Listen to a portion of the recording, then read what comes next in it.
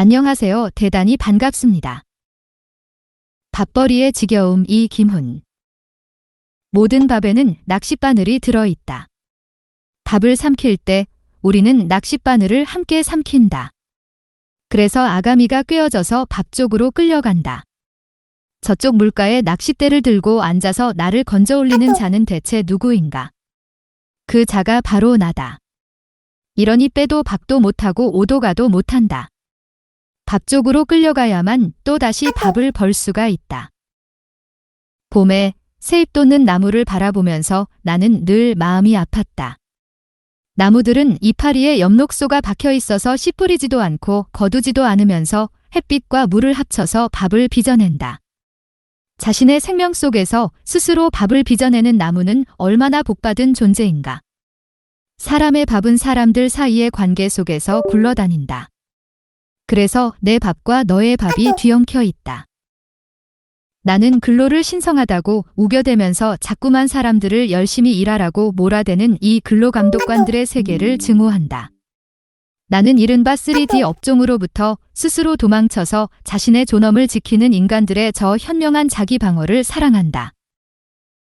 그러므로 이 세상의 근로감독관들아, 제발 인간을 향해서 열심히 일하라고 조져대지 말아달라. 제발 이제는 좀 쉬라고 말해달라. 이미 곤죽이 되도록 열심히 했다. 나는 밥벌이를 지겨워하는 모든 사람들의 친구가 되고 싶다. 친구들아, 밥벌이에는 아무 대책이 없다. 그러나 우리들의 목표는 끝끝내 밥벌이가 아니다. 이걸 잊지 말고 또다시 각자 핸드폰을 차고 거리로 나가서 꾸역꾸역 밥을 벌자. 무슨 돌이 있겠는가? 아무 돌이 없다. 늙기란 힘든 사업이다.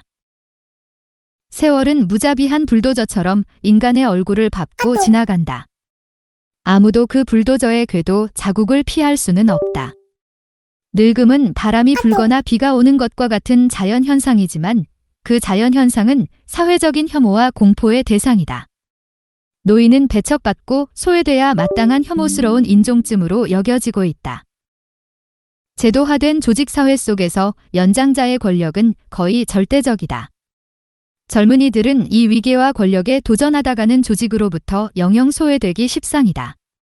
장유유서가 타락한 조직 원리로 고착된 질서가 연공서열일 것이고 그 완강함은 한국 사회의 풍토병과도 같다.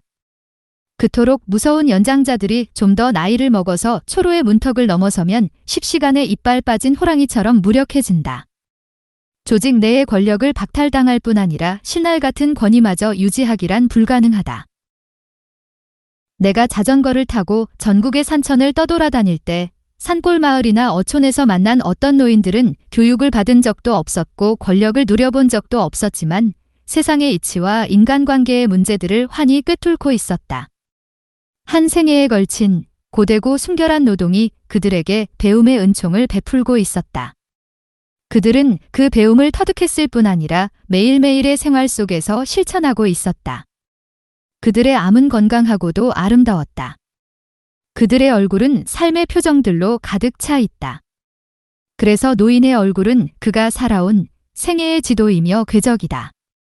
나의 늙음은 어느 쪽인가를 따져보는 일은 진땀난다. 늙기란 이토록 힘든 사업이다. 남자도 오래 살고 싶다. 40에서 50대 남자들이 같은 나이 또래 여자들보다 3배나 더 많이 죽는다는 사실이 통계청 발표에 나왔다. 40대와 50대 남자들이 그들의 아내들보다 훨씬 더 많이 죽는 일이 사회의 보편적 현상으로 나타나고 있는 의미는 대체 무엇인가? 죽음이 이토록 군집화되는 배경에는 이 사회에 설명하기 어려운 고통과 비애가 내장되어 있는 것이 분명하다. 40에서 50대 남자들은 한국 현대사 속에서 비리에 가득 찬 생존 경쟁의 전장을 뚫고 살아간 사람들이다.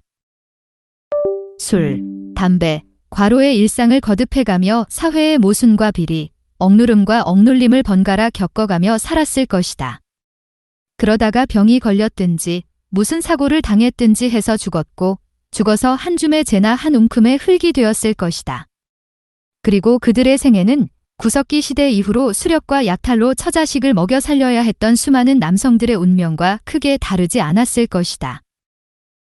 남자로 태어나는 일은 유전적으로 세습되는 특권을 누리게 되는 운명이라는 시각도 있다.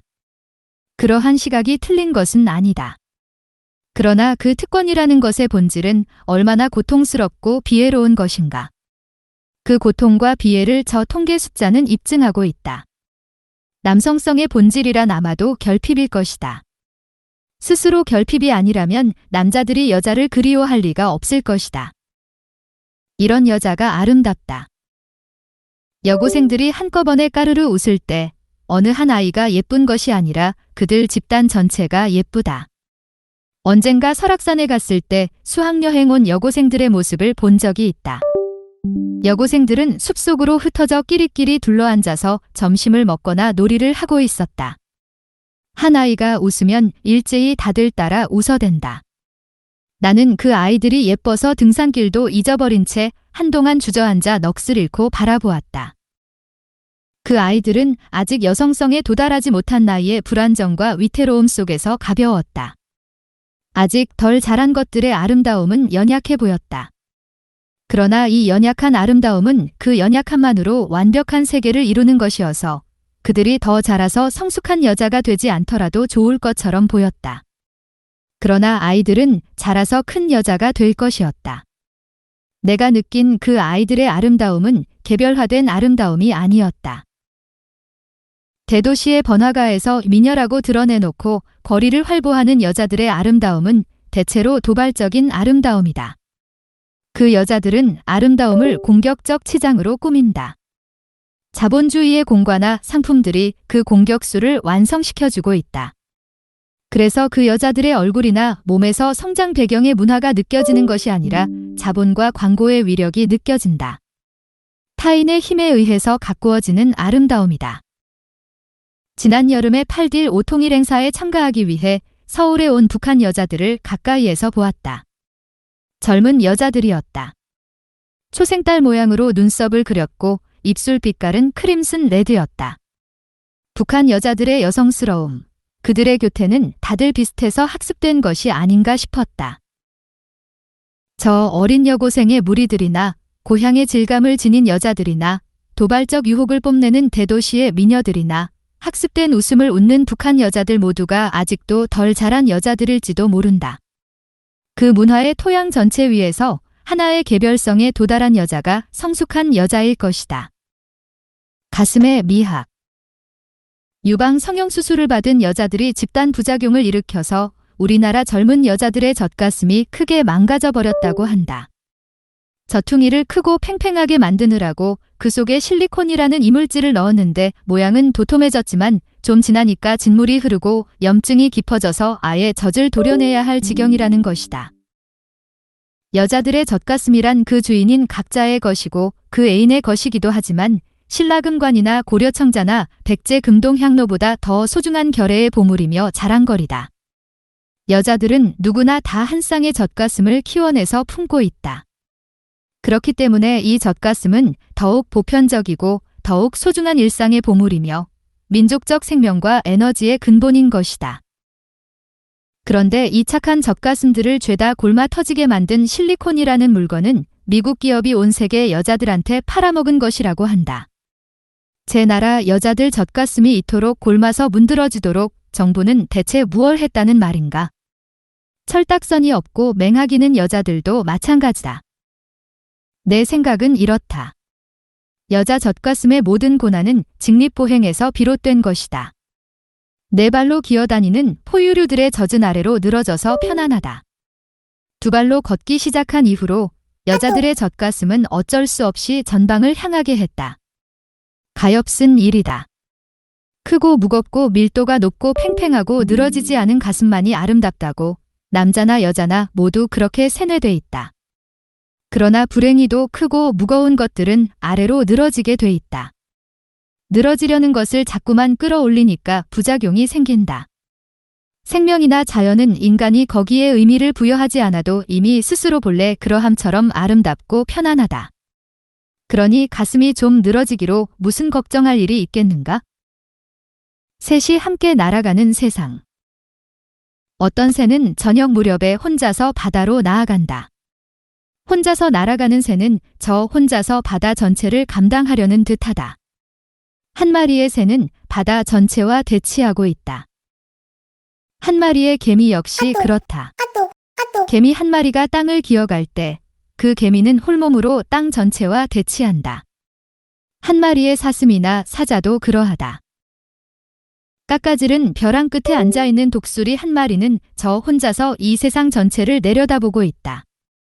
이 한 마리는 외롭고 또 위태로워 보이지만 이 외로움은 완벽한 존재의 모습을 갖춘 것이어서 살아있는 모든 것들은 본래 혼자일 뿐이라는 운명을 일깨운다. 새 두 마리가 날아갈 때 세상의 질감은 완전히 바뀐다.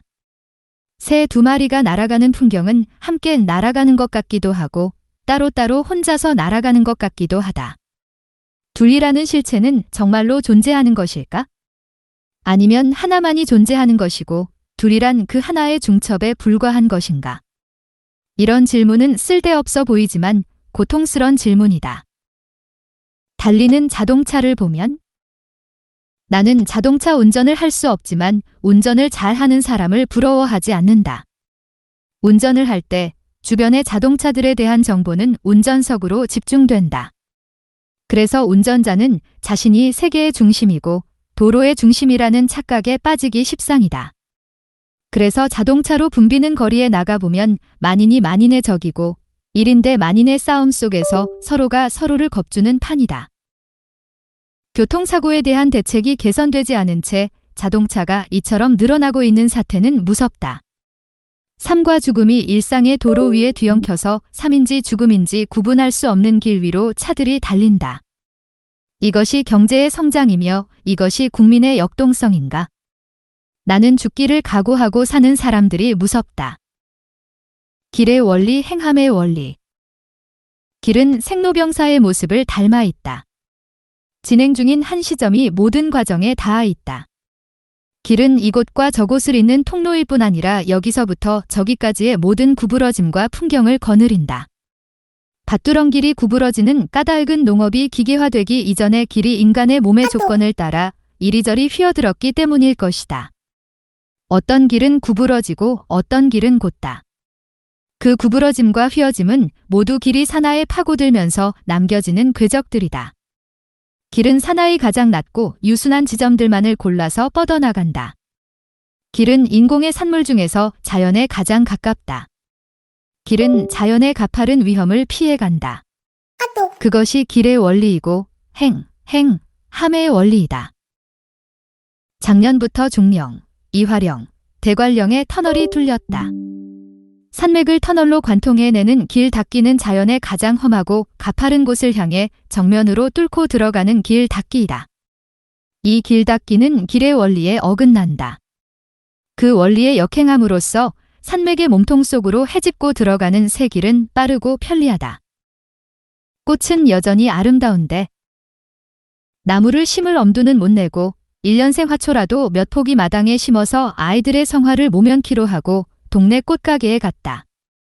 농협이 직영하는 대형 매장이다. 야생화는 한 포기에 5,000원씩이었고 수입종이나 개량종은 2,000원씩이었다. 버려진 들판에 피어나 아무도 거들떠보지 않던 야생의 풀꽃들이 훨씬 더 비싸게 팔리고 있었다. 사람들이 버려진 것들의 아름다움을 발견하기까지 오랜 세월이 걸렸다. 배가 어느 정도 불러진 연후에야 그리고 화려하고 요란한 것들을 실증나도록 누린 연후에야 그 초라한 것들의 아름다움이 비로소 보이게 되는 모양이었다.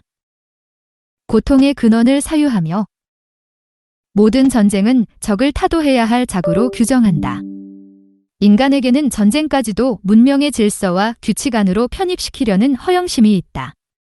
포로에 관한 제네바 협정은 이 허영심을 법제화하고 있다. 스포츠는 승부의 세계를 엄격한 질서와 규율의 통제하에서 운영한다. 이 엄격성이 마구 내달리려는 인간의 본성을 억압함으로써 스포츠의 재미는 고조된다. 그러나 사람들이 삼국지에 또한 열광하는 까닭은 그 승부의 세계 안에 질서와 규칙이 전혀 없기 때문이다. 삼국지의 세계에서는 무질서와 야비함이 선명한 전술로서 작동된다. 전쟁은 스포츠가 아니라 삼국지에 가깝다.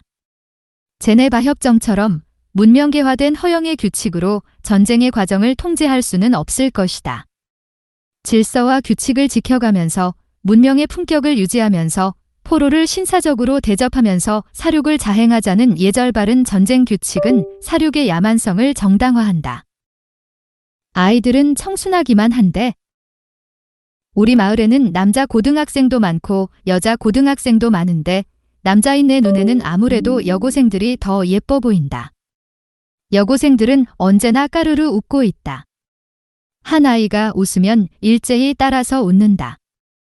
지난번 대학 입시 수학능력 시험을 치르던 날에는 이른 새벽부터 교문 앞에 고등학생 수백 명이 몰려들었다. 2학년 아이들이었다. 추운 겨울 새벽에 아이들은 교문 앞에서 커피나 라면을 끓여서 시험을 치르려고 고사장 안으로 들어가는 3학년들과 재수생들을 응원하고 있었다. 새벽 산책길에 발을 멈추고 나는 그 광경을 오랫동안 바라보았다. 생존 경쟁의 도살장에 끌려 들어가는 그날 새벽에도 아이들은 그토록 발랄하고 청순했으며 인간이 지녀야 할 덕성과 슬픔과 기쁨을 모두 드러내 보이고 있었다.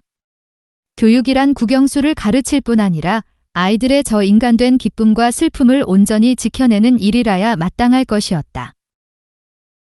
충남 예산의 한 초등학교 교장의 자살을 둘러싸고 전교조 교사들과 이 나라 교장 선생님들이 벌이고 있는 죽기 살기의 싸움은 저 아이들의 찬란한 생명력 앞에서 수치스럽다. 교장이 젊은 여교사에게 차 시중을 시킨 일이 발단이라고 한다. 듣기에도 민망하고 꼴 같지도 않다. 나는 젊은 여교사가 늙은 교장에게 차 한 잔을 가져다주는 선의와 애정은 이에 맞는다고 생각한다. 또한 교장이 젊은 여교사에게 차 시중을 시키는 일은 스스로 삼가는 것 또한 예에 맞는 일이라고 생각한다. 거기에서 문제가 발생했다면 양쪽이 인의해지의 문제를 스스로 성찰하는 방식으로 해법을 찾을 수 있었을 것이다. 더구나 그 양쪽이 이른바 참교육을 한다는 교사와 교장이 아닌가? 개인적 자율의 영역을 스스로 포기하고 이를 악물고 끝까지 싸우다가 한쪽이 자살을 하고 나니까 양쪽이 각자의 입장을 세력화, 집단화, 이념화, 정치화함으로써 권력투쟁이 전면전으로 나아가고 있는 이 싸움의 형국은 한마디로 개수작이다.